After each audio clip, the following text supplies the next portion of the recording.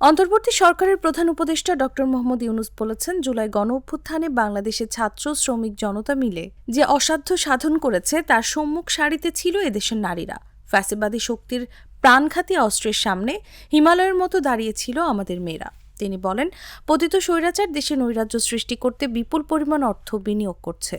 আমাদেরকে এখন ততটাই সতর্ক থাকতে হবে যেমনটা আমরা যুদ্ধের মতো পরিস্থিতির মধ্যে ছিলাম। নারী ও শিশুদের নিরাপত্তা রক্ষায় সর্বোচ্চ সজাগ থাকুন। নিপীড়নের বিরুদ্ধে সামাজিক ঐক্য গড়ে তুলুন। একে অন্যের পাশে দাঁড়ান। একটি সুন্দর ও শান্তিপূর্ণ সমাজ গড়তে সরকারকে সহযোগিতা করুন।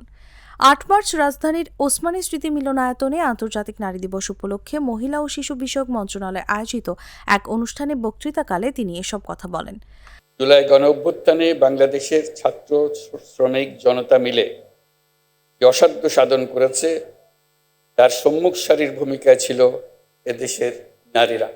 ফ্যাসিবাদী শক্তির প্রাণঘাতী অস্ত্রের সামনে হিমালয়ের মতো দাঁড়িয়েছিল আমাদের মেয়েরা। আজকের দিনে স্মরণ করি সেই সব শহীদ নারীদের যারা জুলাই গণঅভ্যুত্থানে সর্বোচ্চ আত্মত্যাগ করেছেন।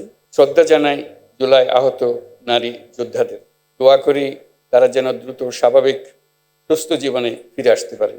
গণ অভ্যুত্থানের সম্মুখ সারিতে থাকলেও আমাদের সমাজে এখনো অনেক ক্ষেত্রেই নারীরা পিছিয়ে আছে। নারীদের অর্থনৈতিক ক্ষমতায়নে সরকার সবসময় সচেষ্ট। এই জন্য বিভিন্ন ধরনের উদ্যোগ চলমান।